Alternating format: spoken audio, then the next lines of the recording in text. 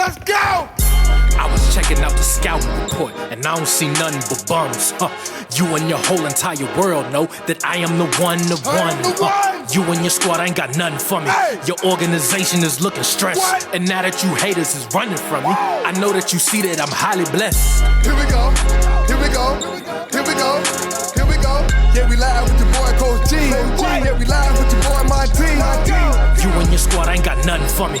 Your organization is looking stressed. And now that you haters is running from me. Episode 13, here we are, the rewind. And just before we start, this is a little bit more awkward because I am not used to being next to this guy probably ever in my life. But this is our first episode together. Usually we would have been in Bryant's studio in his basement, but we are side by side in the live hot streets of Houston. But this is the rewind. If you haven't, please like and subscribe to our YouTube channel at the rewind_GSC3, as well as on all our social media platforms at the rewind_GSC3. We got a nice, really good episode coming to you guys tonight. Shout out to my dog, Chris, in 1990 Studios. But this guy right here next to me doesn't need any introduction. I mean, he does he? You guys already know him. 4-time state champion, 400 wins as co-head coach, Newark Hall of Famer, Chicago's finest, Temple alum, BG, Bryant Garvin, episode 13 to Rewind. What's good? I'm doing great. I'm doing fantastic. I have to tell this young man that we are not in Houston. We're in Austin. We was in Houston yesterday. Yesterday we drove up. Now we're in Austin, and we're going to go back to go to San Antonio tomorrow, and then we're going to head to Houston afterwards to spend about 3 or 4 days there and be back here on Tuesday back in Jersey and PA. I'm doing fantastic. I'm having a good time. Need a well-needed break, but yet we're still working, and we on our grind and continue this podcast and sharing some things that are out here within this world of basketball, sports, and entertainment that is also going to come up here soon, shortly. We're dealing with artists, et cetera, et cetera. But I'm going to hand this mic back over to this young man as he does a fantastic job of introductions and doing some great things for you. The guy gives me credit, folks. I thought I'd never see the day publicly and obviously in person. He would give me credit where credit is due. We're doing the best that we can. We're doing the best that we can. I still have yet to receive my beautiful steak dinner that he owes me from St. John's win in the Big East tournament. We shall see. We shall see. We're not done yet. I offered to give him some little steakums earlier, but he just didn't want to take. No one wants steakums. I want a nice, juicy T-bone, sirloin, ribeye, 15-ounce, 20-ounce, bloody, rare steak. But getting into it, our first guest, this brother, if you guys remember, or if you don't remember, he came on when we were doing this thing in 2020 where there was just a complete shutdown in the world. He blessed us with his time during COVID, came on, shot the breeze, talked AAU, talked basketball. But I'm really, really excited for him to come on to Rewind. His first official Rewind appearance, and I know it won't be his last. But this brother here is a former AAU coach that led his team to a 10th place finish, 14th place finish, Super Showcase Championship, and 8th grade National Championship, 15-year Nike EYBL coach, and a 8-year Peach Jam participant, winning the PIT Championship. Helped play a role in the development of numerous young men that have played at the collegiate level and beyond. Also has coached 2 former NBA Rookie of the Years, but let's not wait any further. Let's get him in here. Let's get him on the hot seat. It's our brother, my brother, Coach Rasheed Wesley, or as what everyone else probably calls him on that basketball court, Coach Sheed. Coach, man, we appreciate you taking the time to come on the Rewind officially. Thank you for making it a full circle moment for me personally coming back on. When I made the call about a month ago, you didn't even waste no time with hesitation. As you said, no problem. We got a lot of things to talk about tonight, but appreciate you taking the time to come on a Rewind. Coach, how are you? Oh, man, I'm well, man. Thanks for having me. Pleasure to be back on this platform. You know, definitely was looking forward to it. So, again, thank you. And what's up, Brian? Excuse me. How you doing, Brian? Look, man, I'm here, and I'm ecstatic to hear about a lot of things that you have to say. And like I said before, don't hold no shorts.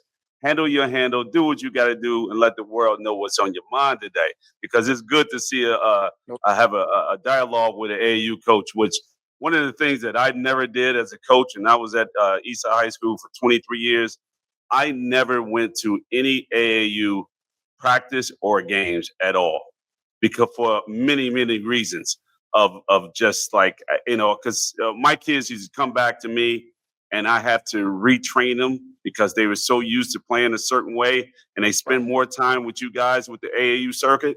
So if they only get the chance to spend 3 months with us and we got to hand them back over to AAU coaches. So it's a time now that I get a whole different perspective of what your thoughts are and where we're coming from. And it's good to have you here, Sheed. And the floor is yours. Appreciate it. Man, we got a lot of things to get into tonight. Let's get into our first topic of the night, and that's the recap of the women's Final Four national championship game between UConn Huskies and South Carolina Gamecocks. UConn 37-3 on the year, South Carolina 35-4. We have crowned a new champion, Gino Auriemma's 12th national championship, the most in Division I history, the most in sports and women's sports history. He set the bar. It's been 9 years since UConn's been that has won a Final Four. That streak is now ended with a very, very dominant win. 82-59 was your final. UConn just annihilated South Carolina defensively, made life hell. And let's just call it for what it is. This year's team of Coach Gino having a three-headed monster between Sarah Strong, Ozzie, and Paige Buckets. I mean, just those three combined alone throughout the year, they averaged 60 points amongst the three. I don't think there's any defense or any school in the country that can stop that. They beat 3 number 1 seeds in the NCAA tournament to get to the Final Four and win, including beating a number 1 seed South Carolina. Bryant, man, let's get into it. You saw this game. I saw this game. It was just a beautiful offensive display in terms of the sets that, Coach Gino runs for Sarah Strong, who had 24 points, 10 of 15 from the field. I mean, her play was just sky high, what you needed. And, when we talk about this game here and for Coach Dawn Staley, of course, winning 2 national championships, pretty much setting the bar in terms of the new era of NIL and recruiting. She has the game in the headlock, I should say, but this UConn team here with Paige Buckets, or as her name is Paige Beckers, but we call it Paige Buckets, returning for a 5th year. That's something that Gino needed. It's something that UConn needed. What was your takeaway from UConn's win and them winning a 12th national championship? My thing with them is that I would love to see a healthy Dawn Staley team. She lost one of her players early on with ACL tear, but her talent of players wasn't there like it normally is. But I would love to see a great UConn team versus a great South Carolina team and see who would fare out well doing that type of particular game. I think she was kind of under the gun. I thought she would try to pull it out because to be in that situation, to be in the finals, and really not full staff, I think that she did a phenomenal job. And my hats go off to both coaches. Gino is a great, fantastic coach, and that game was well played. But they just didn't have a full arsenal to be able to compete that particular day. Yeah, just get into it before I pass up the coach sheet in terms of stats for this game. UConn largest lead of that game was 32. South Carolina 11 turnovers. The assist ratio was 18-9 of UConn. Paige Beckers 17 points. Ozzie had 24. KK Arnold, I thought her 9 points off the bench was a boost that UConn needed offensively. UConn shooting over 48% from the field. Any team that shoots 48% from the field in a basketball game is pretty much hard to lose in that situation. And like I said before, credit to UConn's defense holding South Carolina 34%. Offensively, they had all the answers. Defensively, South Carolina just couldn't figure it out. We saw the frustration on the sideline from Coach Staley in that third quarter. I mean, halftime 36-26 was the score, and you needed a big performance to have a shot to beat UConn, not to win, but to have a shot. They didn't have that. Chloe Kitts 3-11 from the field, 9 points. Joyce Edwards was 4-12. She finished with 10. Those things that could have gone wrong did go wrong, and it's kind of hard to match up against this UConn team. I mean, let's just call it for what it is. You got a 3-headed monster like UConn has, and them at a healthy, full strength. They're the best team in the country for a reason to show. But Coach Shee, I want to get your takeaway from this game because you saw it just as much as we did. What was your takeaway from UConn's dominance in the national championship game over South Carolina? Oh man, it was plain and simple. BTA, he put that belt to that ass. Unfortunately,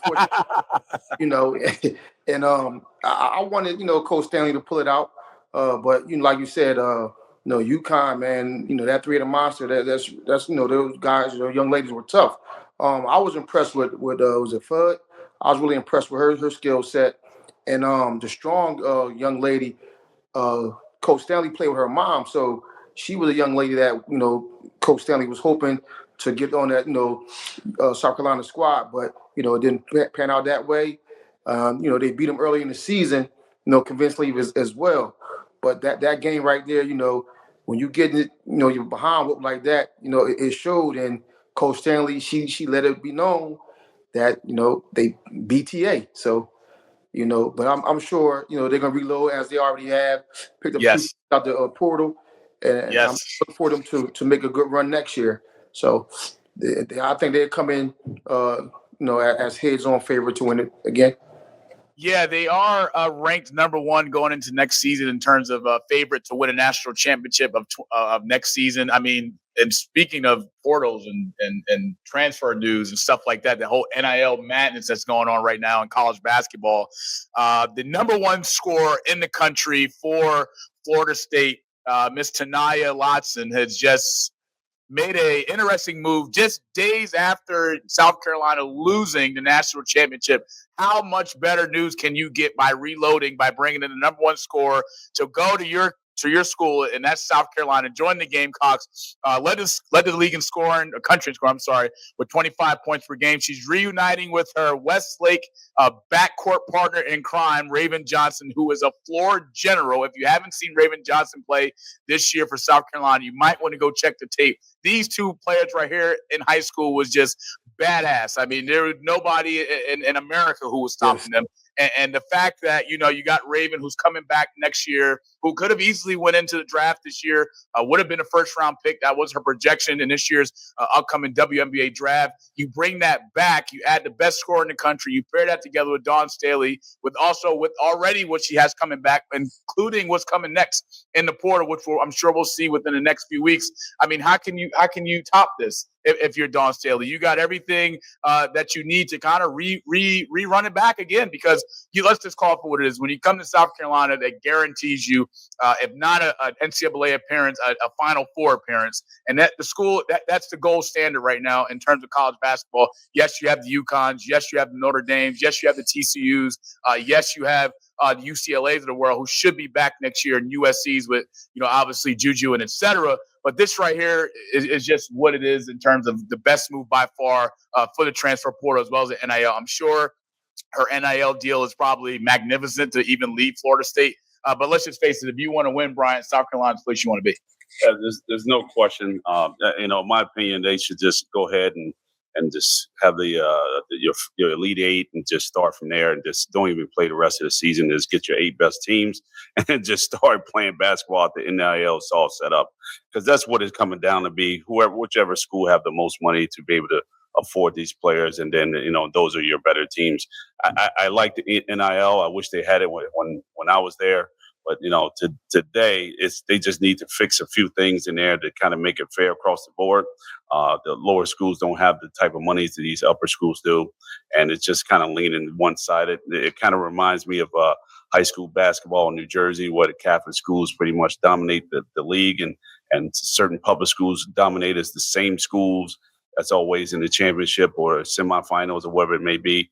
And it's after a while, it's just become boring. So eventually, before they get to that point, they just want to have to fix a couple of things. Not the money, but just going to have to fix some of the rules to make it balance out. Yeah, we don't want to do anything that has to do with changing the money. These players should get every dime that they are afforded.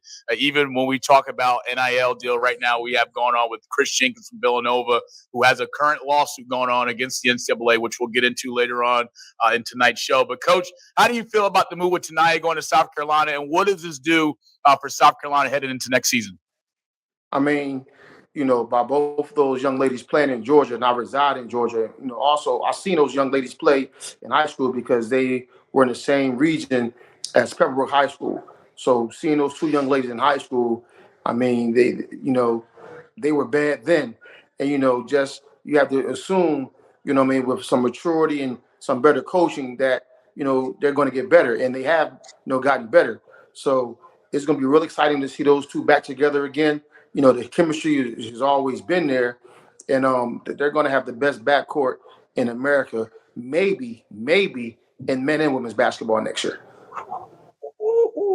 We're gonna make sure we clip that one because we're gonna come back to that as we enter next season. You make the argument. I mean, they both average over 20 points. I mean, Tanaya hasn't had a game this year where she hasn't scored 20 points or more. That's something that is pretty much legendary in terms of scoring the basketball because, you know, if you're asking for Tanaya to have a bad game, she just doesn't have a bad game. I mean, of course, having 9 points in the loss against, you know, Duke in the ACC tournament semifinal, but in terms of scoring the ball, getting to the basket, and defensively, I think people don't give her enough credit on the defensive end because she can guard as well. Her ball handling skills is amazing. She knows how to run the sets. She knows how to run, something that South Carolina definitely needed. If you look at this championship game against UConn, they didn't have a scorer. They didn't have someone who can go get a basket. And everything that South Carolina was running against UConn just wasn't working. In the second half, it showed when they started to pull away in that late third quarter, and especially in the fourth quarter. But I look forward to that and seeing what that looks like for Dawn Staley. I mean, South Carolina is going to be a team that's going to be a force to reckon with in the SEC as well in the country. But, you know, as a Notre Dame fan, I'm not happy. I'll be honest, Coach. Not happy, right? We did lose to TCU. We did lose our star player, one of our star players who was getting ready to enter the WNBA draft, but decided, I think I'm going to come back another year, which I don't blame her because the WNBA is not going anywhere. Let's call it for what it is. You know, they had the whole CBA agreement going on. Who knows how long that's going to take. Players probably will start holding out. Angel Reese has already said publicly that if these things don't happen in terms of what's going to make sense for the players as well as the betterment of the league, I'm going to be one of the players going to be sitting out. And we know what happened in the NBA when they had that lockout season. So you can only imagine what it's going to be for the WNBA. But in other news, former star guard for Notre Dame, Olivia Miles, is taking her talents to where the team that beat Notre Dame in the NCAA tournament, TCU. I am pretty upset, Bryant. I mean, people have already been on social media calling this move a KD move, I should say, because if you can't beat them, join them. And, you know, of course, Olivia playing for Notre Dame and losing to TCU and then joining TCU. I'm not sure what this means from a basketball move. TCU, I mean, I know they got a lot of oil money down there, and I know her NIL deal is probably pretty much significant than what she would have made in year one in the WNBA, as well as what she probably would have made coming back to Notre Dame. And, you know, from a basketball standpoint, TCU, I mean, do I see them getting anywhere next year in terms of an NCAA tournament, Elite Eight appearance, maybe even Final Four? No. I'm curious to see what happens in terms of players they bring back. But, Coach, what does this move mean for Notre Dame, as well as what do you look forward to seeing her play with TCU? Because me personally, I just think that this move to TCU just makes no sense from a basketball standpoint, and I just can't wrap my head around it. What do you think? I mean, it ain't personal, it's business, baby. That's what it is. What it is. I'm hurt. I'm upset. I'm upset. You know? But I trust in Coach Ivy. I trust in her coaching staff. She got one of the best staffs in the country. And I expect, you know, of course, Hannah Adobo, the best player in the country, in my opinion, we're going to be good. We're going to be okay. This may hurt temporarily. And, of course, Olivia's going to go do what she does. And she's a phenomenal player, McDonald's All-American. Kudos to her. But this is just the wild, wild west of the NIL and what this thing has come to. And you know, it's one of those things where, you know, you just never know, right? Even your star players, you know, Bryant talked about it previously on the podcast a few episodes ago, where you have to re-recruit your players to stay, which is insane, right? You get a commitment, you go to the parents' house, you do everything you need to do, lay all the groundwork out, get the commitment, comes on campus, and then after a year, it's like, I don't even know if he or she is staying or going. But what did Jerry Maguire say years ago? Show me the money. So, you know, it's crazy how that movie was out years ago, and now look at it. It's fast forward. Fast forward.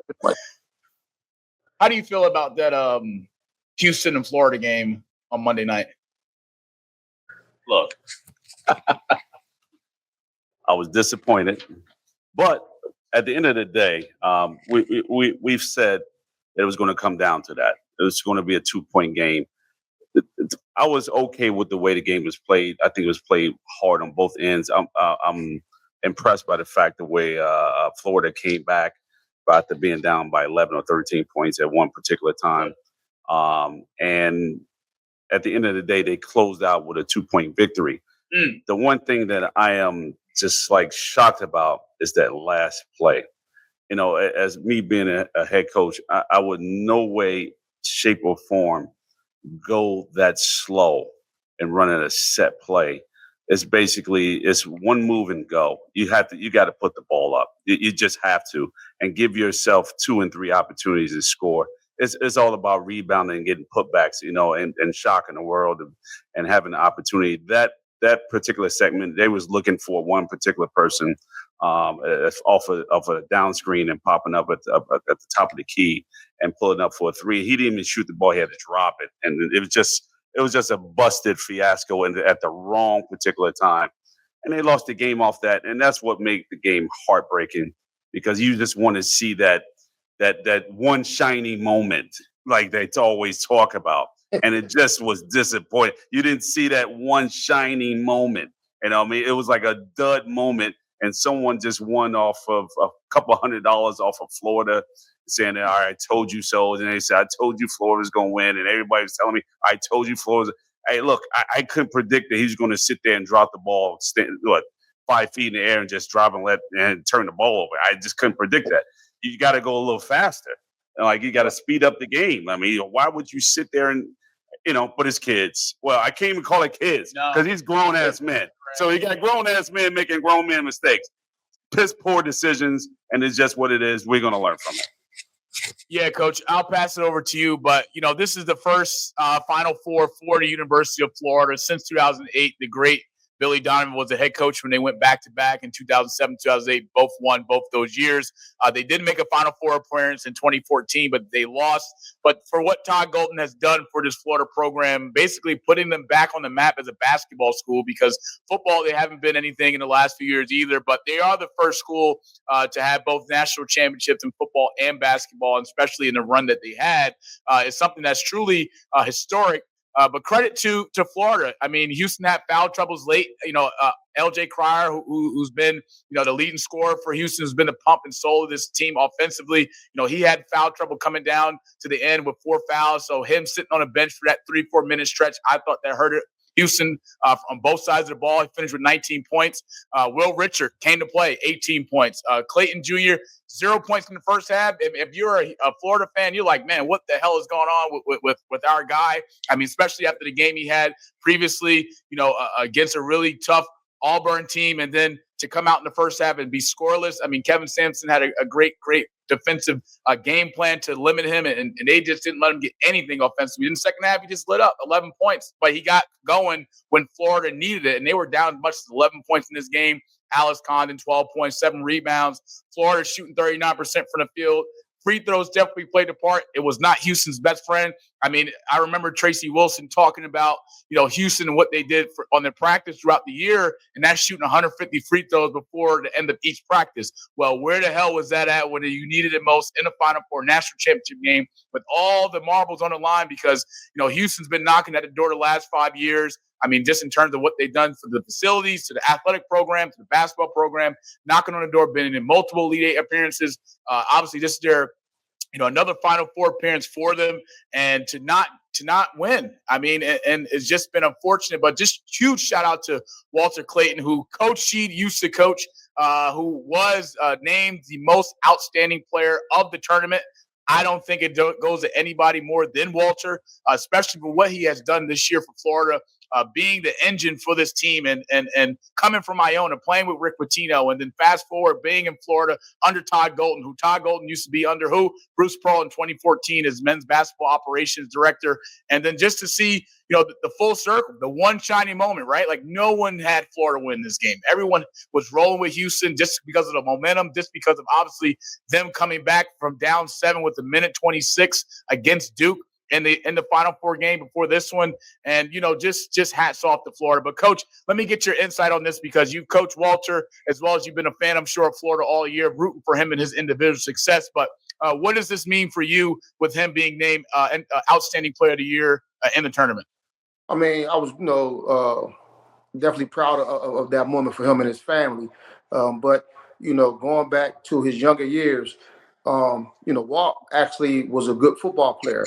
Him and his best friend went to Florida and got drafted by the Bears, Javon Dexter. So, everyone assumed Walt was going to Florida to play football. But he became a gym rat, and he was like, Coach, I really love this basketball thing. He wasn't highly recruited for basketball. Iona offered. He went there because of the reputation, the history of Coach Pitino. Went to Iona, played in the MAC, won a championship in the MAC, bet on himself, went back home to Florida, and as they say, the rest was history. But the funny thing about that, at the end of the game, and he was like, "Oh man, I just want to go get to my mama." He's a true mama's boy. I remember we was in Vegas, getting ready to play. We was at breakfast, and his mom came over to cover his pancakes. He was like, "If you don't get your ass up out of here, let that boy cut his own pancakes." He's 17 years old, so we all just laughed. So right before the tournament got started, I reached out to his mom.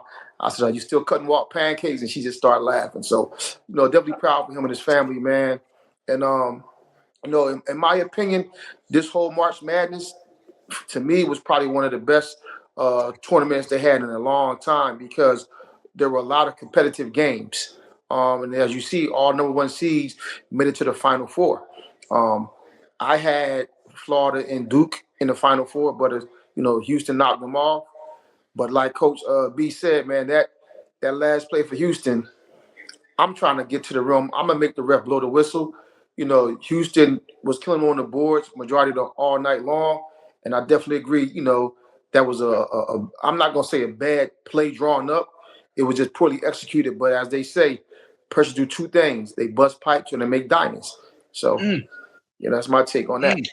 It's funny that you say that because I remember Bryant saying that last week when we were going over the prediction for the Duke and Houston game as well as Auburn and Florida. And, one of the things that Bryant did say about, Bruce Pearl's coaching abilities is that, pressure busts pipes. And he was really big on that. And, coming out of that timeout huddle, you have about 16, 17 seconds left.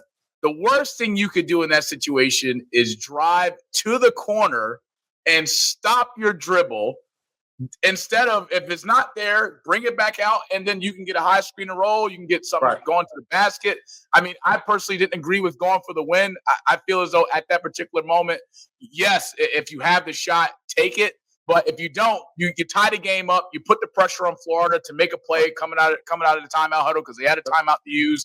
And then if you go to the overtime, you live to see another 5 minutes for a national championship.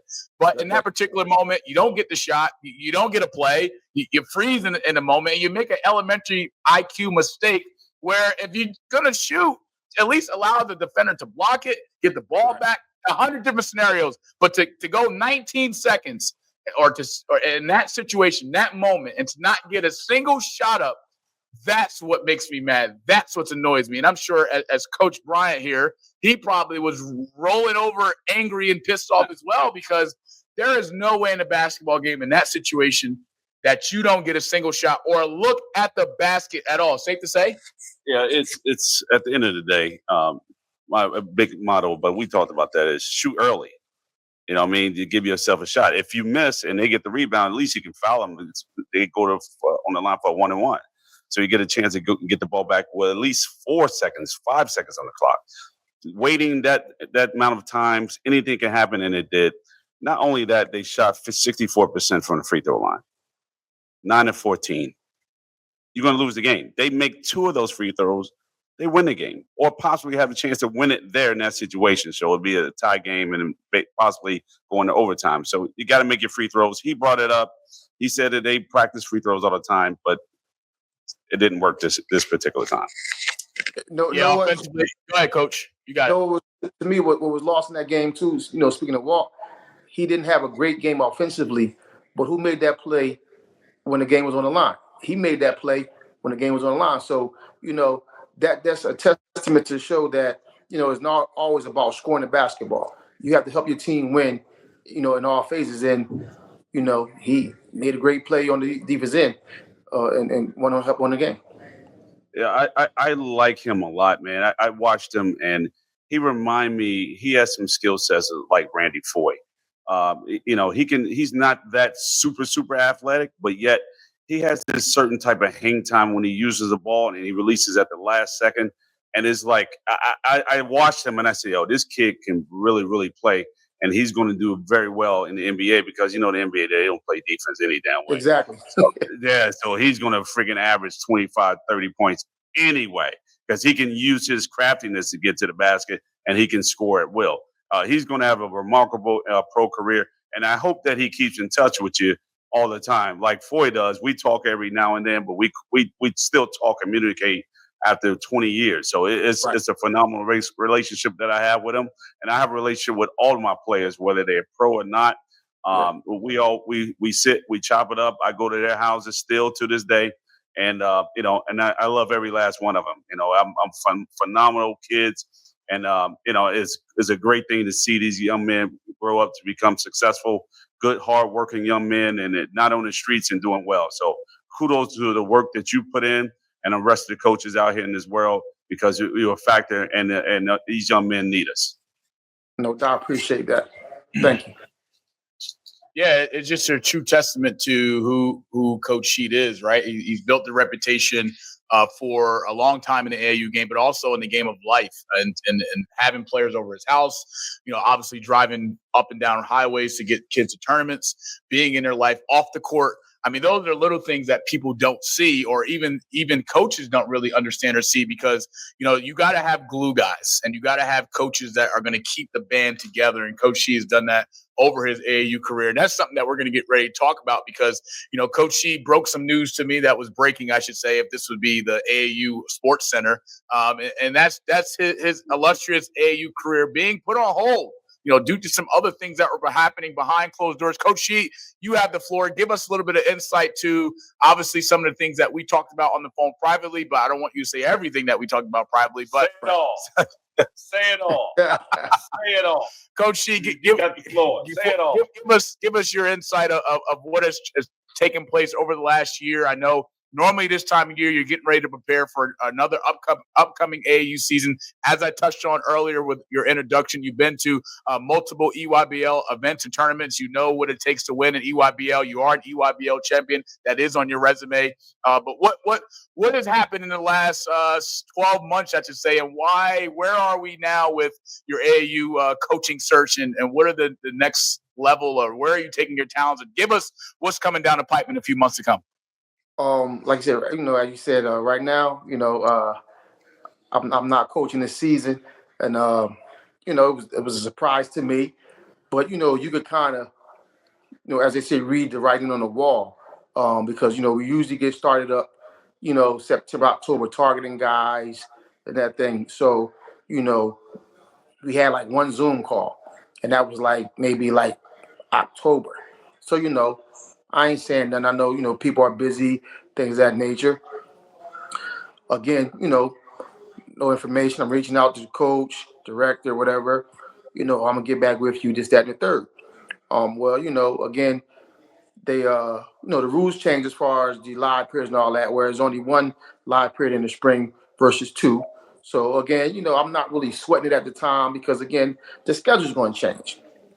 Well, fast forward to 2025. No information, reaching out, nothing. Okay, now we in February. Now I'm like, okay, high school season starting to wind down. I'm not knowing what kids in Georgia are we targeting, things like that, because I coach with a team dad based out of Memphis. Well, that first Monday, I believe in March, my phone ring. I'm getting ready for work. As the director, and oh, what's up, fam? Just that and the third. I forgot about you. Very busy. I said, well, no, I kind of, see what was going on social media. You have been, kind of busy. But again, my thing is just a respect thing. Is just a phone call. Hey, we're going in a different direction. X, Y, and Z. Well, it was told to me, the budget, right? That what was said. The budget this, and I said, well, okay, cool. But again, I feel differently because for me, I coach to win. You know what I mean? I coach to develop these kids. I don't coach to have bragging rights that I beat this team or beat that team. You know what I mean? Because, if you're coaching, you're trying to win the big thing. Like for me, I'm not just trying to get the Peach Jam. I want to win Peach Jam, right? So I just think, in my opinion, our philosophies kind of didn't match. You know what I mean? Because it was said, "Oh, coach, you're a distraction." How am I distracted if I'm trying to give you insight of help to help us win a game? You know, I'm a firm believer and everybody talk about analytics. If we up 3 with time running down, we got a foul to give. You take the foul, right? Well, just for instance, 2 years ago is when we had Caleb Foster and Josh Hubbard was, kind of the leader of that team. Well, he didn't take a foul. We lose that game. Okay, cool. Got one more game to play, and we needed to win, one of those games to make it to Peach Jam. Well, we were playing Mean Streets, and I said, "Hey, man, put the 6'9" kid on the ball." They got a 6-foot kid taking the ball out. There was a small sideline, so the kid couldn't move back. Nah, we're going to play it regular. He puts the big kid at the basket, set a back screen on the big kid, lay the ball up, and lose by 1. So, that to me was kind of the sign that, this just ain't a good fit for me because I want to win. I want to help develop these kids. You know what I'm saying? It's just not about, I got this kid in college. It's about helping these kids achieve their lifelong dream, not only going to college, but you got a lot of kids wants to get the Peach Jam. They want to win Peach Jam. And shout out to the Boozer boys and that Night Riders program. I was at Night Riders for a few years. But the Boozers and that Night Rider team, that's probably the best program in EYBL history. Them dudes won 3 years in a row. But why? Because they stayed together. Their coach stayed together. They had a coach who understood the game of basketball. And as I see, it translated to him now going to Miami. So I just think, you all got to be on the same level, with the same page, as they say, when it comes to this travel basketball. The dynamics has changed, especially with this NIL stuff. And for me, I just take pride that there's no mud on my name, so to speak. I've been doing this a long time, and I take pride in it. And my personal life, I work in a mental health background, so I have a saying when I tell these parents is my job as a coach is not to only give your child skills on the court, basketball court, but it's also teach them and help them and give them life skills to keep them out of the courts. You know what I mean? Because unfortunately in our community, we have a lot of young men that use basketball but have a lot of other issues that kind of can derail their goals of playing basketball at the highest level because they have some unresolved issues that they need to work on. And have a kid that kind of went through that this year, but he's been dealing with that for a long period of time. And when you have the wrong people around you who's only invested in you for themselves, not for you as a kid, this is how we lose some of these great young men. Yeah, Bryant can attest to this in terms of, coaching matters. Your staff matters. And if your staff doesn't have the blend with the players, and if your staff doesn't have the blend with the other staff members, bad things tend to happen. Right. In terms of just locker room issues, on-court issues, you have to be able to trust your staff as a head coach. And as an assistant, your job is just to make the team and the head coach look that much better. So if those discussions that happen in timeout huddles, pregame pieces, practices, walkthrough film, halftime, when you're assistants and you meet and you guys are talking about things, how are we going to improve in the second half, or things we need to do to change offensively or defensively, that's your time where that you have a trusted staff where you take those things into consideration. But Bryant, how important has it been for you, of course, being a coach for over 25 years and being winning state championships and winning big games and knowing what it takes to win those things? How important is a staff, and what does it take to build the right staff? But most importantly, what does it take to know that you have a trusted staff? Well, it's mainly trial and error.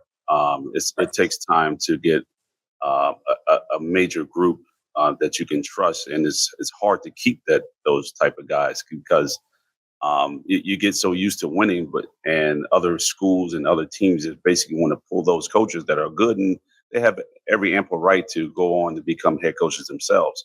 But my biggest thing and my biggest model was to trust coaches and let my coaches coach.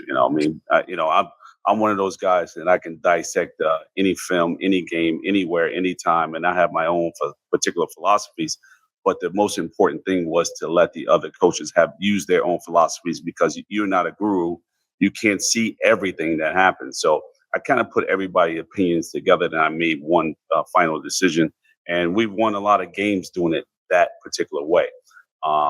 With AAU is a whole different monster. I've seen a lot of egos get in the way. I've seen the egos affect kids and kind of hurt kids and hurt players go on from supposed to go to D1, and they want them going to Division II because of bad publicity. It's just I just seen some evil things with AAU that it just kind of turned my stomach upside down, and it left us as coaches, which is our job anyway, to find schools for all of our players, which we've done a great job at doing, especially with Uron Hawkins. Without that young man, he's like my left and my right hand man. He's like my brother. He finds a lot of places for our kids to wind up going to school. And he makes some good decisions. And if some decisions he didn't make, I tell him that, I think that's a bad one. But he kind of proves me wrong, and I bow down to it. And I say, yeah, man, you were right on this one. So at the end of the day, that's about trusting all the coaches and people around you. And they have a good feel to saying that nobody want to hurt and harm kids. Any AAU program that's out there to hurt and harm kids because you want to make $1, I just can't support your AAU program. I just can't. I'm not in a business to selling kids. I'm in a business to profit off kids of saying that they got degrees, or they went to the NBA or NFL, or whatever it may be, and they're making some things for their family and for their own personal life. That's a good profit for me, and that's all I want. I never wanted anything from any particular kid, and if any kid will ever try to give me anything, I would turn it down immediately because I don't need anything. So at the end of the day, I'm about helping kids. I'm about helping all children from ages 5 all the way on up, and to do anything, because I have this young man at 4. So, and he's still right here next to me. So it's just what it is. It's what it's always been about. And, I'm just doing it the right way. And Coach, again, I say my hat goes off to you. You let your ego basically set a tone. And we need more good guys like you to able to do some great things for these youth. And don't give up. If this is your passion, don't give up. Start your own thing. Do it. Find some good coaches, which is hard to do. Find some good ones and just keep this ball rolling until you're like 80 years old. Like myself, I'm just doing this podcast here with my son, even though he's a pain in the ass sometimes. But yeah, I love him to death. I mean, and those words are definitely received, and like you said that we do this thing for the right reasons. You know what I'm saying? And when I got involved in the game years ago, there were only a few guys who were in it and so-called making money. But for me, if you're doing it and you're investing in these kids the right way, it's like you said, it's not about the money. You're going to get your blessings in some type of a different manner. But if you always invest in those kids are always going to invest in you. You know what I'm saying? And you can attest to that as well. Like you said, you still have a relationship with those young men that you coached 20 years ago. You know what I'm saying? And same, as myself, the young men that I've coached years ago still maintain a relationship with them and their parents. So they, real recognize real. And right now, I just told myself, this year was probably just a year that I needed to just reflect on myself and pour into myself a little bit and just do some other things, and then come back strong. I have been speaking with another EYBL program out of Atlanta, Jet Academy, which is ran by Kenny Smith. So Yes. Those are some we had some good talks. But again, I started a new job, so I got some training that I got to take care of. Again, I just look at it like, maybe this year was meant for me to just sit back a little bit. But best believe next year, I'm back at it. Hey, keep it going. Hey, look, 2 things, right? First, obviously, hats off to Coach Rasheed. Congratulating you, obviously, on a new job. The job market now is probably the worst it's been. I wasn't really a lot. I'm going to say a lot, but I wasn't floating in the 2008 during the Great Depression. But I can tell you this, as a young adult in the today's world, as a Black African American, I am scared as hell. So hats off to you and congratulating you on your new job. And of course, blessings. And my second point that I want to add is any program in the country, rather EYBL or whatever decision you decide to go to in terms of what's going to be the next best fit for you, and obviously the value and the work and the grind that you pour into a program, they're getting A+ class gentleman hire, because there's not many people in the game of basketball that has the same intentions as you, but most importantly has the same mindset and what you want to do and the goals you want to set out for, not also the team, but not also for the players, but for yourself. You set the bar high, you hold yourself to a high standard. I think that's what separates you from everyone else in the pack, especially in the AAU world, because, Bryant can attest to it. I know I've seen it behind closed doors where it's a dirty business. Some people are in it for the wrong reasons. And when you're in it for the wrong reasons, bad things tend to happen and things get a little slimy. Business gets a little messy. And it's just that's just what the AAU game has been for the last 10, 15 years, where there's people out there are selling players to make a profit. And it's unfortunate, but that's just the world that we live in. And it's like, the game of basketball, if you put your life and you put your heart and your soul into the game with all good intentions, the game of basketball blesses you back double. And when you're on the opposite side of that fence, where you're doing things for the wrong reasons, somewhere down the line in that world of yours, the game of basketball will humble you. And I think for you, it's important that you have this opportunity to have a reset, to kind of put you in a different perspective in terms of your mind, in terms of reflecting on the grind and the journey that you've been on, but yet where you are and where you're going to go. Because I feel like we lose sight of being so much thinking about the next thing. It's like we lose focus of where we are in the moment. So I just want to say, man, give yourself some grace, give yourself a round of applause, pat yourself on the back for the work that you've done and the kids' lives that you changed and relationships that you built and relationships that you still have today, because not many coaches can say that. Not many players or coaches can say, Coach Sheed, is this a bad thing or nothing? There's no bad word on Coach Sheed's name in the basketball community, or as well as on the AAU streets, I should say. So my hats off goes to you. I support you in anything you do, but if you're going to start something on your own, just going to throw this out there, FYI. Bryant's retired. He does a lot of the money managing numbers things behind closed doors. He's also, I don't think he'll ever be on the sideline again. It will have to make sense. But if you need like a sideline reporter or commentator to call the games, just call me. And then Brian can negotiate how much I'll be paid, and then all will be good and dandy. Everyone goes home happy. But Say less. But Coach, I want to pick your brain on something, right? Because right now we're in a new era of sports. We're in a new era, especially of NIL and pay for play and all these different things like that. And you've been a true testament of wanting to educate people. Of I think there's people out there that want the NCAA to treat the players like employees. I don't think that's the way to go. I think that's just something that's just turns out to be turmoil. But for you, student athletes, of course, players, we got to separate the two, right? And, people as well as players need to be aware of taxes and the difference between NIL and collectives. What's some things that you can share with us in terms of the difference of the two, as well as educating people out there that may not know? I mean, like Coach Bryant said earlier, I feel like NIL, collectives, whatever you want to call it, the game has definitely changed. Think about it. You have kids that are 2 stars, 3 stars, now have agents, right? And I had to have a conversation with one of my former players about 2 weeks ago. Put his name in the portal. So I reached out to him. I said, hey, what's your thought process? Where you trying to go? Well, I got to talk to my agent. And I'm like, what you mean talk to your agent? I said, for what? I said, because the same thing that I'm going to do is your agent going to do. I said, and he's going to charge you 20% of your money. I said, you don't need no agent. You know what I mean? You're not a top 5 player in the class. You're at a mid-major school. I said, so, let's do some simple math. I said, let's say this one school is going to give you $100,000.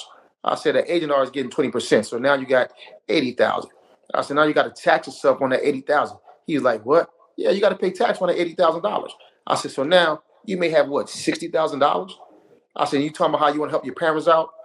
I said, it's not a wise decision to have an agent. I said, if anybody should be your agent, let it be your parents. So, to these young men out here who's, grabbing up these agents because it's sexy, be smart about it. You know what I mean? That's my take on that. And as far as like the NILs and stuff like that, let's be for real. NIL stands for name, image, and likeness, right? There are very few college student athletes who are getting big time money for NIL. Right now, I can name AJ DeBonsa, Cooper Flag off the top of my hand that are really getting big NIL money. A lot of the other young men are just getting collectives, right? And I'm not mad at that. That's good. But you have to be smart with what's going to, and then you could get 300,000 this year at this school, and then you go to another school, get another 200,000. So you done made $500,000, and what you're gonna have to show for it. You know what I'm saying? So, just be smart and understand the difference between the NIL and the collectives. Yeah, it's something that has been the nuclear destruction in college basketball, and Bryant's been on the fence about. He's not mad at players wanting to get their earnings in terms of their name, engine, likeness. Yes, just get all the pennies you deserve. Absolutely. But Bryant, what's your take on Coach Rasheed's comments? Well, you just got to be smart about it. I wish I had it. I was financial savvy when at a young age because I was forced to do so. I think those agents that they may have, some of them are actually, most of them are greedy. Just call it what it is. They need to basically tell them, this is what this is, and the number that's in front of you is not the number you're going to get. So it's best to take that money. Let's say if you need $20,000 for the year, the rest of it invest it and put into something smart. Now, if you're going to get X amount of dollars over the 4 years, just keep investing it and just take that $20,000 and learn how to live on it for 4 years, no matter where you go, and just be loyal to a school where you actually getting those minutes. That stop chasing money. The money's going to come to you. Exactly, you keep chasing. Yeah, you keep chasing. Man, and I understand why the women do it, because at the top level over the WNBA, they don't pay you that way. So yeah, you're going to chase money because you need to put that amount of money in your pocket. But as far as the men, come on, man, it's the sky. You talking about deals, Nike deals, Reebok deals, or if they still have Reebok or whatever deal they're going to have, Under Armour, they're going to give you that money. You're going to get paid more money from those deals than you are from the NBA. So it's there if you're good enough. The ones that's getting the collectives, take those collectives, buy some property, invest it in the S&P 500, do those particulars, and then by the time you graduate in 10, 15 years from now, you have over $1 million in a freaking way. So just be smart about it. And that's it. Go ahead, Coach. Also, with that, man, like, Coach said, I tell a kid straight up, because the transfer portal has messed the game of basketball up, right? So if you're a high school senior and you're not a top 25, top 50 kid, your best route is to go to a D2 school, a high D2 school, and play the transfer up, or go to the JUCO route, you know what I mean? Because now they done passed the rule. If you go to a JUCO, you get those years back anyway. So now you still gonna be 30 years old playing D1 basketball because you went the JUCO route. So just be wise about it, because what's happening is these kids decide to go or think they're going to a school. Well, they're going to the portal first. Coaches are going to the portal first before they go to the high school kids. Like, even, college coaches will tell you, hey, I'm not recruiting high school kids. There's very few coaches, that's going to continue to recruit high school kids. And one of them is Calipari. He put it out there. I'm going to still recruit high school kids. Now, if you want to win, are you going to go to the portal? Of course. But some of these high school kids, and coaches have to be, like you said, Coach Bryant, be real good players. Listen, you want to go to this school, the minutes over there. So think about what you want to do.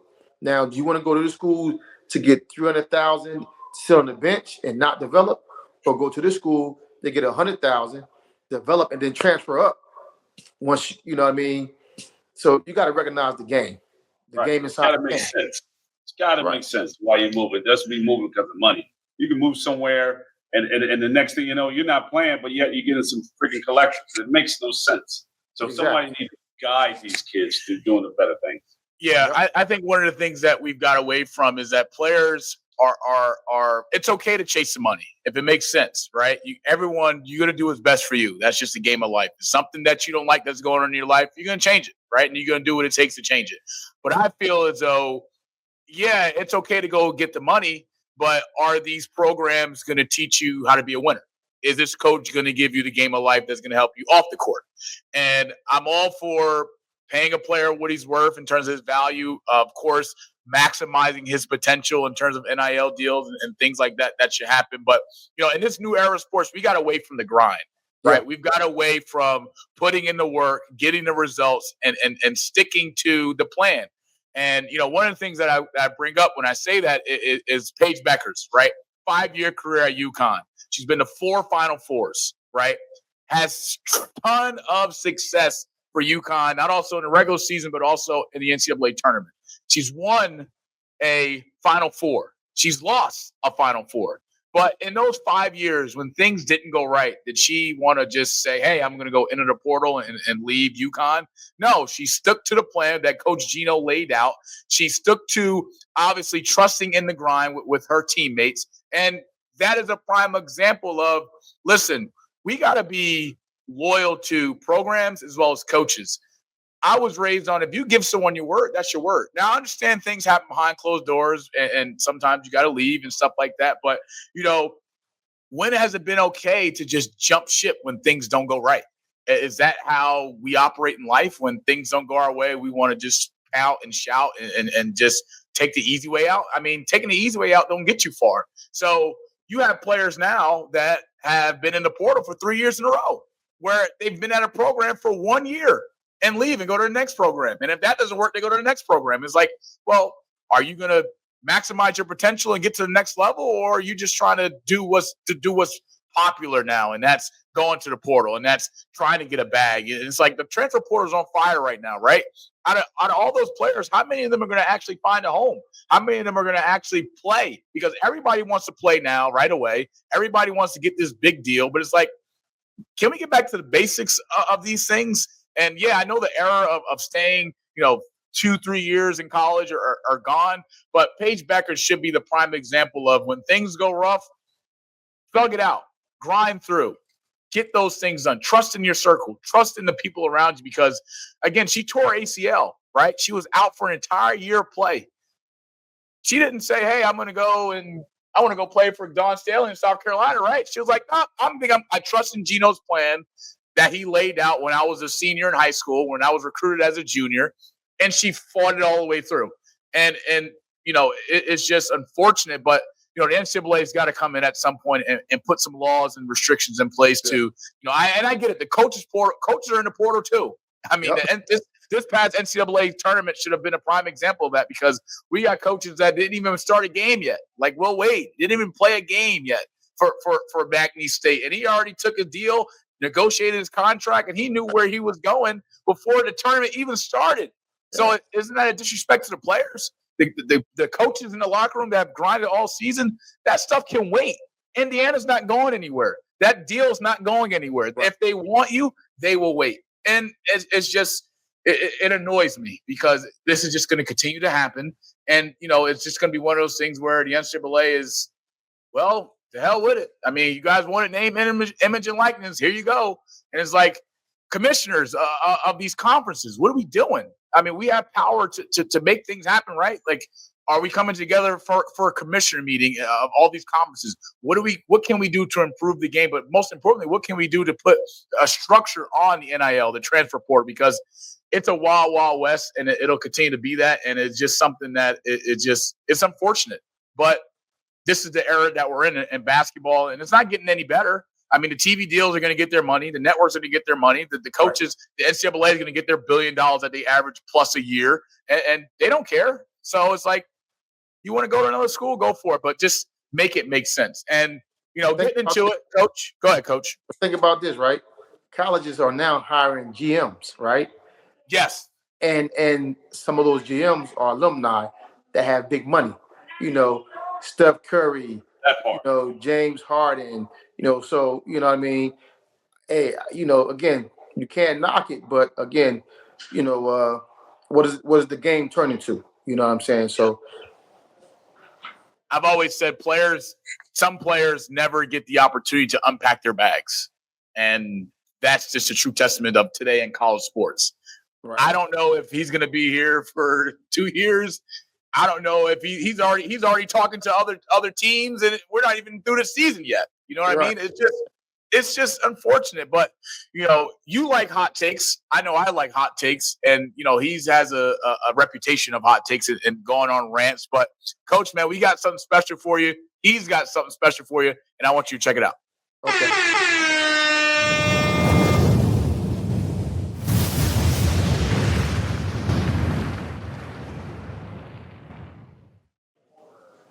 Coach, one of these things from me watching basketball this year, I am completely blown out of my mind when you have two big-time players that's going in the first round, probably in the top 10 with, definitely in the top 5, but I'm putting in the top 10 because we don't know.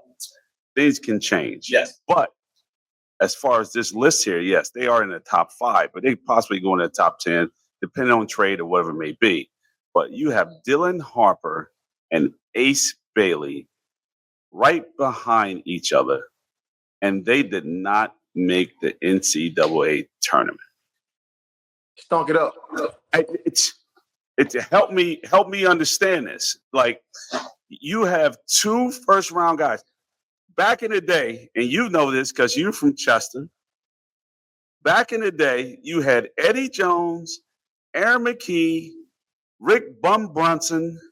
You had Temple was loaded with Mark Macon and the whole 9. These guys, with exception of Mark Macon, these guys were under-recruited. Nobody knew too much about them. They knew a little bit about them, but they went under-recruited, didn't play their first year because of Prop 48, and then they played the second year. They came in and wound up starting. But these guys went to the Elite 8, Sweet 16, whatever you may have it. Right. These guys came in and played as freshmen. What happens if they go to Kentucky or whatever it may be? They're going to go to the tournament. This group didn't even – did they play in an NIT? Nah. They didn't. So I consider this as a failure. They were better last year than they are this year. And this year you have – and I love Ace Bailey. I think Ace Bailey, once he fine-tuned his skill set, he's going to be a major, major problem. I love Dylan. Dylan can flat out ball. I've seen him. We scrimmaged against him back when I was coaching in high school. We scrimmaged against him. He had this little signature move that I kind of know how to stop, but yet he's developed it over time, and he's made it. He's really a crafty kid. With those two on the same team at the same time, I'm guaranteeing you this: I'm going to win 20 games with that group. I'm going to. I don't care what coach is saying, this the other talent. No, they are D1. They playing in the Big Ten. The Big Ten was not that strong where you couldn't win that amount of games. Come on. It's just what it is. You had a couple in there. Michigan State. Michigan was a little bit better this year. You had Purdue a little bit better this year. You had Purdue in there, and they was pretty good. Illinois was in there, pretty good. Everybody else? And you I think they 500? No. Under 5, 14 and 15, something like that? 15 and 17. 15, 17? 8 and 12 in the conference. That's with 2 first rounders. 2, not 1, 2. That means the rest of your team was that bad? Correct. Well, I find it. I just can't believe it. Yeah. When we sat there and we watched Elijah Oliani, right? The time when they were good, Elijah Oliani, may he rest in peace, scorched Rutgers, but they didn't recruit him. But he scorched Rutgers. There's a problem there. Rutgers have a problem recruiting in all sports. Clearly. Without any question whatsoever. Yes. Whatsoever. I'm a Temple guy. Would probably never be a Rutgers guy, but yet I'm a sports guy, and there's something going on with Rutgers University, and it's it's just not sitting well with me. I think they can do so much better with all the skills and everything and facilities that they have. They have everything now in the Big Ten, and you just can't get over the hump. Help me understand it. I mean, my take on that with those Go ahead, guys, Coach. and Ace, the Georgia guy, seen him in his ninth grade, knew he had the potential as a ninth grader to be a pro. Dylan, I coached against him at EYBL, definitely got the skill set, father and all that stuff. But let's keep it 100, Coach. About the money. Think about it. Those two dudes went to Rutgers, right? They're Nike guys. Rutgers was Adidas school. Mm-hmm. They was wearing Nikes. Mm-hmm. Yes. Right? Mm-hmm. They were Nikes. So again, that's the business side of the game. So are we worried about winning games or doing our 1 year, getting this money and going to the league? And to me, that's what it's about. Because again, there's no way that team should not have at least made the tournament, right? Agreed. We just going through this rat race. That's an embarrassment to me. Like, how do you have that type of caliber? I can see if you have a second round kid or maybe a young man that go get a free agent tryout a year or two, and they really wasn't that good this year. They rebuilding. No, you got 2 first rounders, top 5 potential. Yeah. Yep. And nobody saw them. The half the country probably don't even know who Ace Bailey is. No, I'm serious. I'm dead serious. You can sit there and go on the West Coast. Oh, okay. On the West Coast and say, who's Ace Bailey? And I don't know. Right. You know what I mean? They heard of him, but because a lot of people don't know where the hell Rutgers is located if there's a school. I'm dead serious. I'm telling you this because when I was in school, I didn't know what the hell Rutgers was. I said, what the fuck is that? You knew Rutgers and Jim Valvano. I didn't know what Rutgers was when I was in school. I didn't know what the hell it was, so I came on the East Coast. I'm dead serious. I'm from the Midwest. We didn't pay no attention to fucking Rutgers. Okay. You know what I'm saying? So it became a big thing when I went to Temple, and they would say, oh, we play Rutgers. And I still didn't know who the fuck it was. Then I learned eventually. I said, oh, that's who Rutgers is. Then I figured out my history because there's some historical athletes that went to Rutgers. And I was like, oh, okay, now I understand. But they don't put nothing on a pedestal as far as promoting their school of being this dominant force, which they can. Temple the same. They just don't do it. And those 2 schools can primarily dominate this area if they put their money to it. And they don't. They just don't do it. Yeah.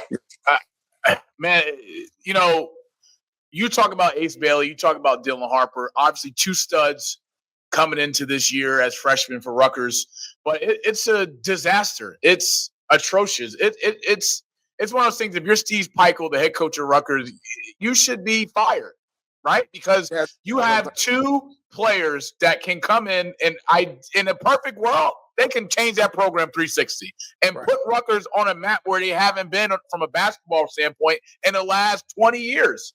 And matter of fact, probably since Fred Hill was head coach, because even when Fred Hill was there, he ran a better ship and ran a better program than Rutgers is doing right now. And Rutgers has resources. They have the money. And you give these 2 guys right here a lot of it.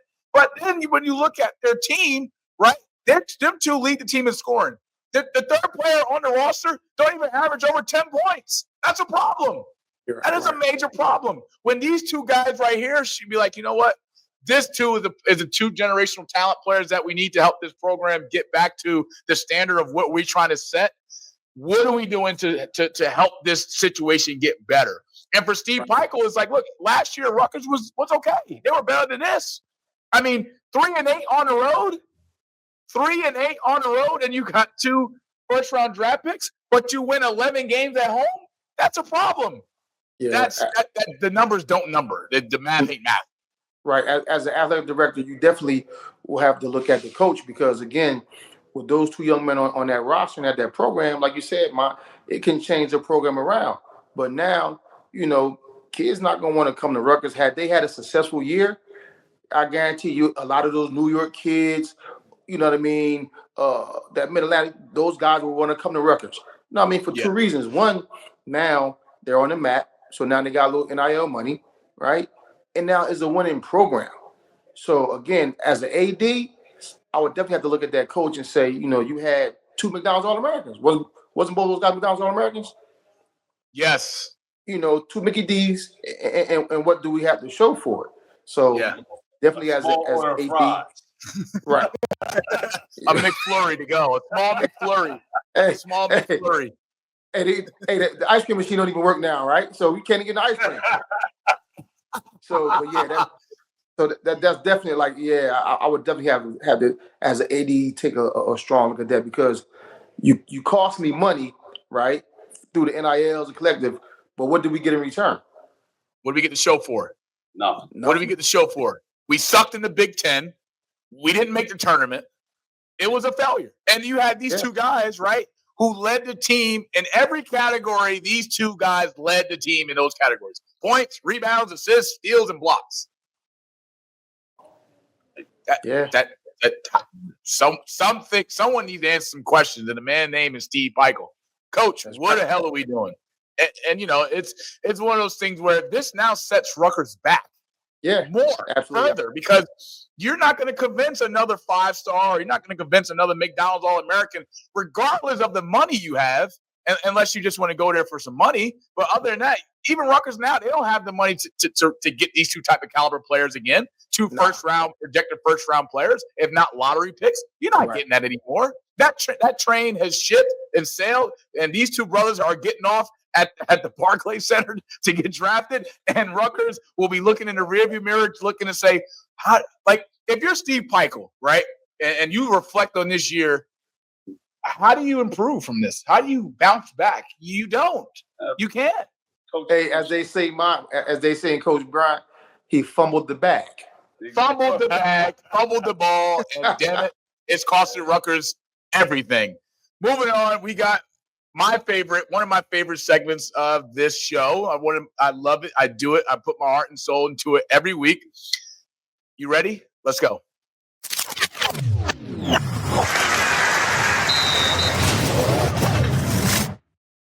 On this week's edition of Rewind of the Week, I am breaking down the horrible, horrible, horrible game that the New York Knicks put on display last night and their overtime loss against the defending champs, the Boston Celtics. The Knicks this year are 0-3 against 0-9 this year against the top 3 teams in the NBA. If you don't know the top 3 teams, it's the Boston Celtics, the Cleveland Cavaliers, and, of course, the Oklahoma City Thunder. The Knicks, of course, are 0-2, if not 0-3 this year against the Boston Celtics and the Cleveland Cavaliers, losing at home. Do you know, Bryant, in this game last night, when you look at the stats, and you know I'm a numbers guy. I love numbers. It's what broadcasters do. We got to have the stats in front of us. Combined total, both these teams took over 60 three-pointers in an NBA game. Knicks were 11-38. Celtics were 19-49. 49 threes in an NBA game. 4 in overtime. It's just I just can't wrap my head around it. And look, for all the Knicks fans out there that just have this wild dream that the Knicks are going to make a run in this year's NBA playoffs, I'm here to tell you it's not going to happen. Coach Tibbs has run this team into the ground. His starting 5 average, they're number 1 in the league in minutes played. And the wear and tear in the NBA season is a lot. But when you're playing Mikal Bridges 37 minutes a night, and you have a bench that Tibbs just doesn't go to for whatever reason, when you get to the first round, I'm going to say it right here, publicly, virally, with Bryant, the Knicks will lose in the first round. They're going home. They're just going home. Every starter on this Knicks team plays over 34 minutes a night. And they give up 100 points defensively religiously. But this is the new era of the NBA, right, where teams first to 100 wins. And the Boston Celtics, I mean, they're the best team in the league. I don't think there's no team in the Eastern Conference right now besides the Cavs who can give them a shot at beating them in a 7-game series, because it damn sure ain't the New York Knicks. It damn sure ain't Jalen Brunson. It damn sure ain't Josh Hart, Mikal Bridges, Karl Anthony Towns. It's just not going to work. I mean, you shoot that many three-pointers in a game, you deserve to lose. Yeah. 49 threes the Celtics took. 38 threes the New York Knicks took. And Bryant is a big testament to bigs. He's coached bigs. He has a lot of success coaching bigs. He knows a thing or two about coaching bigs. But what is the one thing that you say that you need to not also make a run in the NBA season, to not also make a run in the playoffs, but to have success in the NBA Finals? And that's what?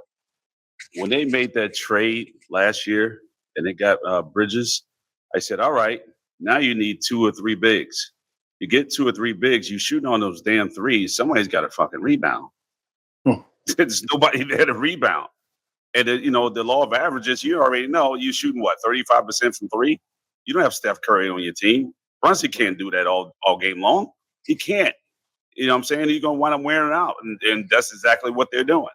Now, I think his son is better than his father. I tell you that. But at the end of the day, he's not that type of guy that can last 72 games plus a playoff season. He just can't. So they are lacking in size. They are lacking on the bench because they don't play him. And it's just pointless. I mean, you're doing the same thing you did with the Bulls, Tibbs, and it's just not going to work. And every other team is getting better. That's it. You're going to run this team into the ground. Credit to Boston. Credit to Coach Mazzulla. He brought his guys to New York to play. Go ahead, Coach. Say something. No, I need my charger. My phone about to run dead, so I need my charger. That's all. No worries. We'll get you out of here. But I agree, man. Like that's just bad basketball. You know what I mean? That is bad basketball. And I agree that I think the Cavaliers are the only team that could give the Celtics a run right now out of the East. I agree. That's it. I agree. Outside of that, the Milwaukee, no Damian Lillard. You need a healthy team to do that. I don't see the Knicks giving the Celtics even a feather. I think if the Celtics and Knicks play tomorrow in the first round, I think I know the Celtics will sweep them 4-0, and that's including winning 2 games in New York. It's just what it is. This Knicks team is horrible. I think heading into the offseason, regardless of what happens, and when they lose in the first round, they should look at other coaching options. Cough, cough. Mr. Michael Malone, who just was fired recently from the Denver Nuggets. You need a breath of fresh air in the arena. You need a breath of fresh air in your organization. I give Tibbs credit. He's brought the Knicks back to winning basketball. He's brought them back to relevance in the Eastern Conference because, when the Knicks are good in the NBA is good as a whole. I mean, yes, the NBA right now, the product is garbage, but you need that. But listen, Coach Rasheed, I know you got to go. We appreciate your time. Always a pleasure. Look forward to bringing you back on down the road. But for the people out there that's watching and that will watch this episode, where can they find you and support you on social media? What was it? Coach Rasheed on IG. I'm on IG. Twitter is also, I believe, Coach Rasheed. That's where I do a lot of my basketball stuff on Twitter. But on IG, I'm on there. And then I also have a CMOS business. Is Moss __ by _ coach. So Moss by Coach. I have some high profile clientele that supports me and buy my CMOS.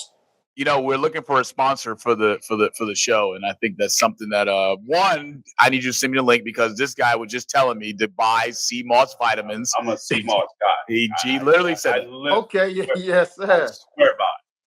So okay. I would rather get it from you than anything. Okay. Yeah, I buy it all the time. I just bought some before I came out. Yeah. Okay, I'll send it to you, Mike. Need a care package. Appreciate you. Coach Rasheed, man, we love you. Thank you for taking the time to come on a rewind, and we'll talk soon down the road, brother. I look forward to that victory cigar with you, my brother. I know you got big things planning behind the scenes, and I'm always rooting for you. And whatever we can do to help you in your journey or whatever, Bryant, he's well connected throughout the United States of America, is probably globally. We're here to help. So we love you. I love you. And best of luck. I know you got big things cooking, and I know you're going to be just fine. No doubt, I know that for a fact. Good job, man. Much love, fellas. Respect. Hey, thank you. Thank you, Coach, right. for coming on out. Appreciate you. Coach Rasheed Wesley, Georgia's finest, AAU finest. But our last segment of the night, let's get into it. It's going to be pretty special. We're bringing someone back who was on a few episodes ago, did the damn thing, had a great job, got a lot of great feedback about the guy that did. I'm not a fan of his team. I think his team sucks. I think, they have everything going their way right now. But let's get him in here. But before we bring him in, let's get into it with Flossman Moss, baby.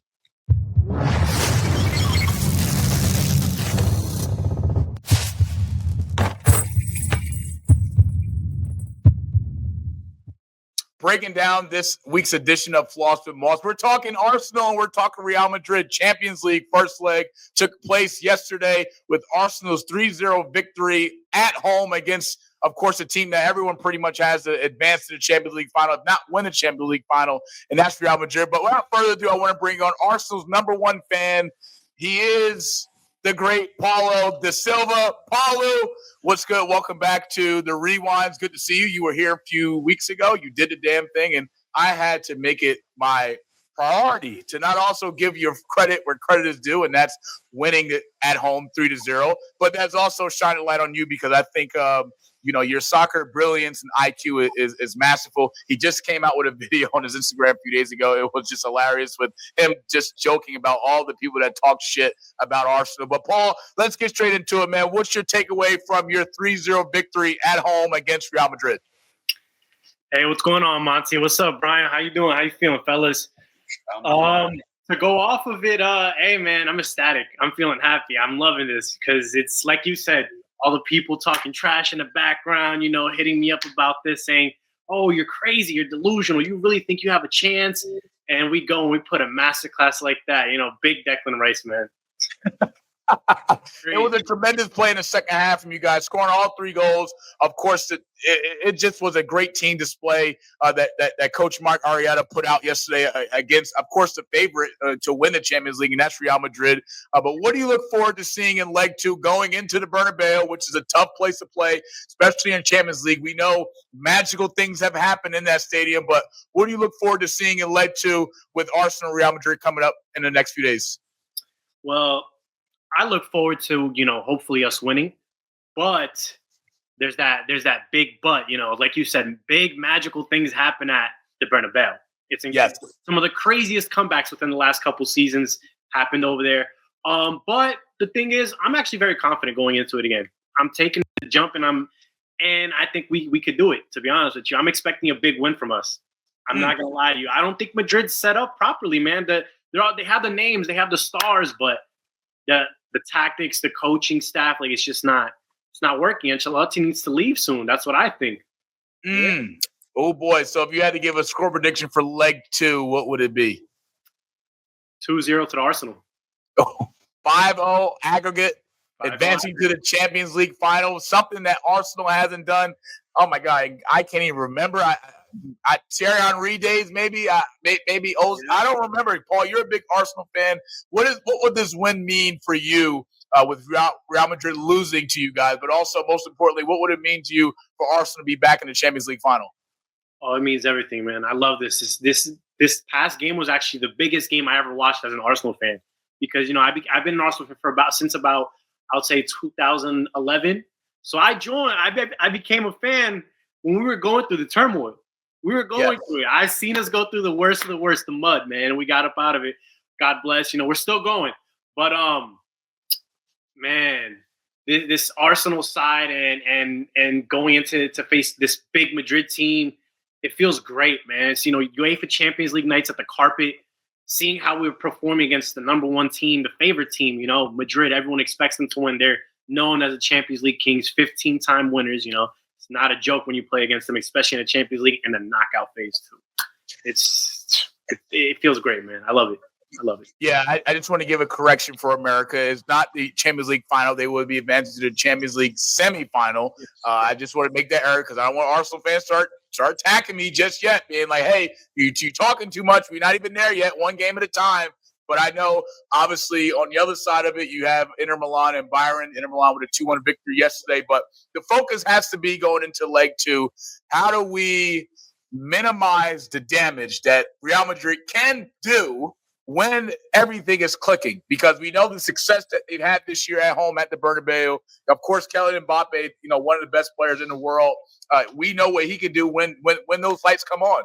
And, I think Real Madrid has the ingredients to make a comeback, or better yet, to make it a contest. Coming back from 3-0 is a tough task to do.